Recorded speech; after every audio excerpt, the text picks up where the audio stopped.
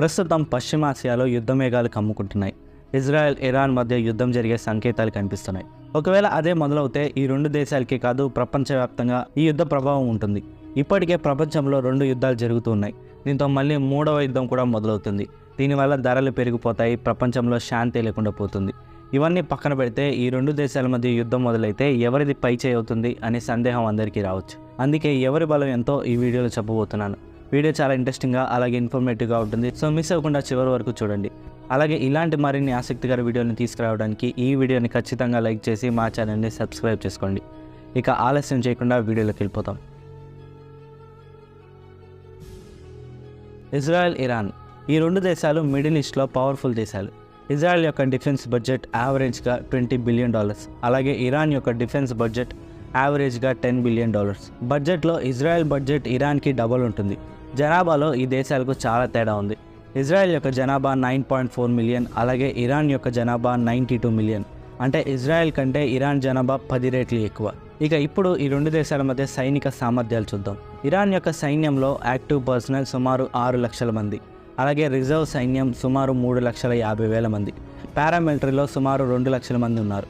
మొత్తం కలిపితే సుమారు 12 లక్షల మంది. బట్ ఇజ్రాయెల్ సైన్యం చాలా తక్కువ. ఇజ్రాయెల్ సైన్యంలో యాక్టివ్ పర్సనల్ 1,70,000 మంది, అలాగే రిజర్వ్ సైన్యం 4,50,000 మంది, పారామిలిటరీలో 35,000 మంది మాత్రమే ఉన్నారు. మొత్తం కలిపితే కేవలం 6,70,000 మంది మాత్రమే. ఇరాన్ సైన్యంలో సగమే ఇజ్రాయెల్ సైన్యం. బట్ అంత ఈజీగా ఇజ్రాయెల్ని తక్కువ అంచనా వేయలేం. ఎందుకంటే ఇజ్రాయెల్లో ప్రతి ఒక్కరూ 2 సంవత్సరాలు సైన్యంలో పనిచేయాలి. ఇది ఆ దేశంలో కంపల్సరీ. దీంతో ఇజ్రాయెల్లో ప్రతి ఒక్కరికి యుద్ధం చేయడం వచ్చు. బట్ ఇదే రూల్ ఇరాన్లో కూడా ఉంది. ఇరాన్లో ఆడవారికి ఈ రూల్ లేదు, కానీ దేశంలోని మగవారంతా 2 ఏళ్ళు సైన్యంలో పనిచేయాలి. దీంతో ఇరాన్లో మెన్ అందరికీ యుద్ధం చేయడం వచ్చు. ఇరాన్ పాపులేషన్ ఇజ్రాయెల్తో పోలిస్తే 10 రెట్లు ఎక్కువ. అంటే ఇరాన్లోనే యుద్ధం చేసేవారు ఎక్కువ ఉన్నారు. సో ఏ రకంగా చూసినా సైన్యంలో అలాగే సంఖ్యలో ఇరాన్దే పై చేయి. దీంతో ఒకవేళ యుద్ధం వస్తే గ్రౌండ్లో ఫేస్ టు ఫేస్లో ఇరాన్కే పూర్తి అడ్వాంటేజ్ ఉంటుంది. ఇక గ్రౌండ్ వెహికల్స్ విషయానికి వస్తే ఇరాన్ దగ్గర ఆర్మీ ట్యాంకులు సుమారు 2,000 దాకా ఉన్నాయి. అలాగే ఆర్మర్డ్ వెహికల్స్ 65,000 దాకా ఉన్నాయి. సెల్ఫ్ ప్రొపైల్డ్ ఆర్టిలరీ 500 దాకా ఉన్నాయి. మొబైల్ రాకెట్ ప్రొజెక్టర్స్ 700 ఉన్నాయి. అలాగే ఇంకా మిగిలిన వెహికల్స్ 2,000 ఉన్నాయి. ఇదే ఇజ్రాయెల్ విషయానికి వస్తే ఇజ్రాయెల్ దగ్గర సుమారు 1,370 యుద్ధ ట్యాంకులు ఉన్నాయి. అలాగే ఆర్మర్డ్ వెహికల్స్ సుమారు 43,000 దాకా ఉన్నాయి. సెల్ఫ్ ప్రొపైల్డ్ ఆర్టిలరీ 700 దాకా ఉన్నాయి. మొబైల్ రాకెట్ ప్రొజెక్టర్స్ 150 ఉన్నాయి. అలాగే మిగిలిన వెహికల్స్ 300 ఉన్నాయి. గ్రౌండ్ వెహికల్స్లో కూడా ఇరాన్దే పై చేయి. దీంతో గ్రౌండ్లో ఇరానే ముందుంది. ఒకవేళ యుద్ధం వస్తే గ్రౌండ్ లెవెల్లో ఇరానే టాప్లో ఉంటుంది. సముద్ర విషయంలో కూడా ఇదే సీన్. ఇజ్రాయెల్ నేవీలో చెప్పుకోదగ్గవి ఏమీ లేవు. ఇరాన్ దగ్గర కూడా గొప్పగా ఏమీ లేవు, కానీ ఇజ్రాయెల్తో పోలిస్తే ఇరాన్ బెటర్గానే ఉంది. Iran navy fleet strength 104. Iran నేవీలో 7 ఫ్రిగేట్స్ ఉన్నాయి. బట్ డెస్ట్రాయర్స్ ఏమీ లేవు, ఎయిర్ క్రాఫ్ట్ క్యారియర్స్ ఏమీ లేవు. సబ్మెరైన్స్ ఇరాన్ దగ్గర 19 ఉన్నాయి. అలాగే 3 కార్వెట్స్ ఉన్నాయి. అలాగే వీటితో పాటు 21 పాట్రోల్ షిప్స్ ఉన్నాయి. ఇక ఇజ్రాయెల్ విషయానికి వస్తే Israel navy fleet strength 67. Israel దగ్గర frigates, destroyers, aircraft carriers ఏమీ లేవు. అలాగే 5 సబ్మెరైన్స్, 7 కార్వెట్స్, 45 పాట్రోల్ షిప్స్ ఉన్నాయి. దీంతో నేవీలో కూడా ఇరాన్ ముందుంది. బట్ ఇజ్రాయెల్ని నేవీలో తక్కువ అంచనా వేయలేం. ఎందుకంటే ఇజ్రాయెల్కి సపోర్ట్గా ఎప్పుడు యుఎస్ నేవీ యుద్ధ నౌకలు మిడిల్ ఈస్ట్లోనే ఉంటాయి. అయినప్పటికీ మన లెక్క ప్రకారం ఇరానే గ్రౌండ్ అండ్ నేవీలో ఇజ్రాయెల్ని డామినేట్ చేసింది. దీంతో యుద్ధం వస్తే గ్రౌండ్ అలాగే సీలో ఇరాన్దే పై చేయి. బట్ ఈ గ్రౌండ్ అండ్ నేవీని ఏమాత్రం లెక్కలో తీసుకోలేం. ఈ అడ్వాంటేజెస్ ఇరాన్కి పనికిరావు. ఈ నెంబర్స్ జస్ట్ చెప్పుకోవడానికే పనికొస్తాయి. ఎందుకంటే ఈ 2 దేశాలకు గ్రౌండ్ అలాగే నేవీ ద్వారా యుద్ధం జరగదు. ఈ విషయాన్ని అర్థం చేసుకోవాలంటే మిడిల్ ఈస్ట్ మ్యాప్ ఒకసారి చూద్దాం. ఇదే ఇరాన్, అలాగే ఇది ఇజ్రాయెల్. ఈ 2 దేశాల మధ్య చాలా దేశాలు ఉన్నాయి.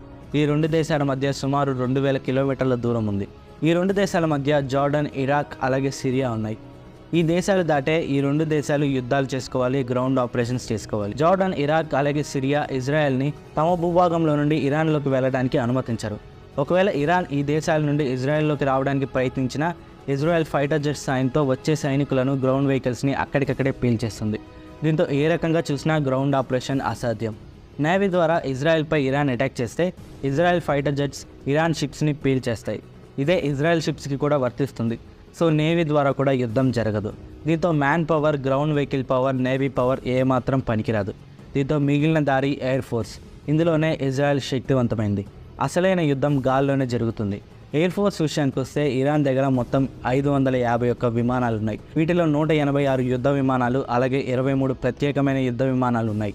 వీటితో పాటు ప్రత్యేక మిషన్స్ కోసం 10 విమానాలు ఉన్నాయి. అలాగే ట్రైనర్ విమానాలు 102 ఉన్నాయి. ఏరియల్ ట్యాంకర్స్ 7 ఉన్నాయి. ఇక హెలికాప్టర్స్ విషయానికి వస్తే ఇరాన్ దగ్గర 129 హెలికాప్టర్స్ అలాగే 13 అటాక్ హెలికాప్టర్స్ ఉన్నాయి. ఇజ్రాయెల్ ఎయిర్ ఫోర్స్లో మొత్తం 612 విమానాలు ఉన్నాయి. వీటిలో 241 యుద్ధ విమానాలు ఉన్నాయి. అలాగే ప్రత్యేకమైన యుద్ధ విమానాలు 39 ఉన్నాయి. ప్రత్యేక మిషన్స్ కోసం 23 విమానాలు అలాగే 14 ఏరియల్ ట్యాంకర్స్ అలాగే 155 ట్రైనర్ విమానాలు ఇజ్రాయెల్ దగ్గర ఉన్నాయి. వీటితో పాటు 146 హెలికాప్టర్లు అలాగే 48 అటాక్ హెలికాప్టర్స్ ఉన్నాయి. సో ఏ రకంగా చూసినా ఇజ్రాయెల్ సంఖ్య ఎక్కువగా ఉంది. కేవలం సంఖ్య కాదు, ఇజ్రాయెల్ ఎయిర్ ఫోర్స్ ప్రపంచంలో అత్యంత శక్తివంతమైన ఎయిర్ ఫోర్స్లలో ఒకటి. వీరు యుద్ధ విమానాలను హ్యాండిల్ చేయడంలో ఎక్స్పర్ట్స్ అనే చెప్పచ్చు. వీరికి తోడు వీరి దగ్గర ఉండే యుద్ధ విమానాలు అత్యంత శక్తివంతమైన ఆధునిక టెక్నాలజీ ఉన్న యుద్ధ విమానాలు. వీటిలో F-15 ఈగల్, F-16 అలాగే F-35 లైట్నింగ్ యుద్ధ విమానాలు ఉన్నాయి. ఇవి ప్రపంచంలోనే అత్యంత శక్తివంతమైన యుద్ధ విమానాలు. అవసరమైతే మిడిల్ ఈస్ట్లో ఉన్న అమెరికన్ F-22 ర్యాప్టర్ స్టెల్త్ ఫైటర్ని కూడా ఇజ్రాయెల్ వాడుతుంది. ఇది ప్రపంచంలోనే నెంబర్ 1 యుద్ధ విమానం. ఇజ్రాయెల్ దగ్గర ఉండే స్టెల్త్ ఫైటర్ జెట్స్ని రేడార్, సోనార్ టెక్నాలజీస్ కూడా డిటెక్ట్ చేయలేవు. ఇజ్రాయెల్ ఈ యుద్ధ విమానాలతో వైమానిక దాడులతో ఇరాన్ని కూడా గాజాలాగా చేయగలదు. బట్ ఇరాన్ విషయానికి వస్తే ఇరాన్ దగ్గర 1970-80 నాటి పాత యుద్ధ విమానాలు ఉన్నాయి. ఇవి ఇరానియన్ రెవల్యూషన్ కంటే ముందువి. అమెరికా విధించిన శాంక్షన్స్ వల్ల ఇరాన్ అత్యాధునిక విమానాలు కొనలేదు. దీంతో ఇప్పటికీ 1970కి చెందిన F-4, F-5 విమానాలను ఇరాన్ వాడుతుంది. ఇవి అత్యాధునిక ఇజ్రాయెల్ జెట్స్ ముందు ఏమాత్రం సరిపోవు. స్పీడ్లో అయినా, కెపాసిటీలో అయినా, టెక్నాలజీలో అయినా ఇవి ఏమాత్రం సరిపోవు. దీంతో యుద్ధం మొదలైతే ఇజ్రాయెల్దే పూర్తి డామినేషన్ అవుతుంది. బట్ ఇక్కడే ట్విస్ట్ ఉంది. యుద్ధ విమానాలు లేకపోవడంతో ఇరాన్ ఎయిర్ ఫోర్స్ కోసం అత్యాధునిక డ్రోన్లు, బెలిస్టిక్ మిసైళ్లు, హైపర్సోనిక్ మిసైళ్లు తయారు చేసింది. ఇవి ఇరాన్ దగ్గర వేల సంఖ్యలో ఉన్నాయి. ఇవి తయారు చేయడానికి తక్కువ ఖర్చుతో అయిపోతుంది. అలాగే ఆపరేట్ చేయడం చాలా సులభం. అంతేకాదు ఇవి లక్ష్యాలను సమర్థవంతంగా ఛేదిస్తాయి. ఇవి కొన్ని నిమిషాలలోనే ఇజ్రాయెల్కి చేరుకుంటాయి. దీంతో ఇదే ఎయిర్ ఫోర్స్లో ఇరాన్ బలం. దీంతో ఒకవేళ యుద్ధం వస్తే ఇజ్రాయెల్ ప్రతి నిమిషం 100 కొద్దీ ఇరాన్ డ్రోన్లను, మిసైళ్లను కూల్చేయాలి. అలాగే ఇరాన్ ఇజ్రాయెల్ యొక్క 200 యుద్ధ విమానాలను కూల్చేయాలి. సో ఇది 2 దేశాలకు అంత ఈజీ టాస్క్ కాదు. ఇక డిఫెన్స్ విషయానికి వస్తే ఇజ్రాయెల్ యొక్క యాంటీ మిసైల్ సిస్టమ్ ప్రపంచమంతటా చాలా పాపులర్. ఇదే ఐరన్ డోమ్ సిస్టమ్. ఇజ్రాయెల్లో షార్ట్ రేంజ్ అలాగే long range anti missile systems కూడా ఉన్నాయి. ఈ సిస్టమ్స్ రేడార్ సాయంతో మిసైల్స్, రాకెట్స్ని గుర్తించి వాటిని గాల్లోనే పేల్చేస్తాయి. కేవలం కొన్ని మిసైల్స్ మాత్రమే ఈ ఐరన్ డోమ్ని ఛేదించుకొని భూభాగం మీదకి రాగలవు. ఇరాన్లో ఇలాంటి యాంటీ మిసైల్ సిస్టమ్స్ ఉన్నాయి. వాటిలో ఒకటి అజరక్ష్. ఇలాంటి short range, long range systems Iran దగ్గర కూడా ఉన్నాయి. బట్ వాటి గురించి ప్రపంచానికి పెద్దగా తెలియదు. ఇక అణు అస్త్రాల విషయానికి వస్తే యుఎస్ ఆర్మ్ కంట్రోల్ అసోసియేషన్ ప్రకారం ఇజ్రాయెల్ దగ్గర 90 అణుబాంబులు ఉన్నాయి. ఇరాన్ దగ్గర అణుబాంబులు లేవని కొంతమంది చెప్తారు. బట్ నిజమేంటనేది ఎవరికీ తెలియదు. కానీ ఇరాన్లో చాలా nuclear programmes, nuclear research centres, nuclear facilities ఉన్నాయి. బట్ ఇప్పుడు చెప్పిన కారణాలన్నిటికీ మించి ఈ యుద్ధాన్ని డిసైడ్ చేసేవి మరికొన్ని కారణాలు ఉన్నాయి. మొదటిగా ఎకనామిక్స్. పశ్చిమాసియాలోని ధనిక దేశాలలో ఇజ్రాయెల్ ఒకటి. బట్ ఇరాన్ కొన్ని సంవత్సరాలుగా అమెరికా నుండి శాంక్షన్స్ ఎదుర్కొంటుంది. ఇజ్రాయెల్ కంటే 10 రెట్లు ఎక్కువ జనాభా ఉన్న ఇరాన్ జీడిపి ఇజ్రాయెల్ జీడిపి కంటే తక్కువ. కేవలం ఆయిల్ అలాగే వెపన్స్ ఎక్స్చేంజ్ మీదనే ఇరాన్ ఎకానమీ ఆధారపడి ఉంది.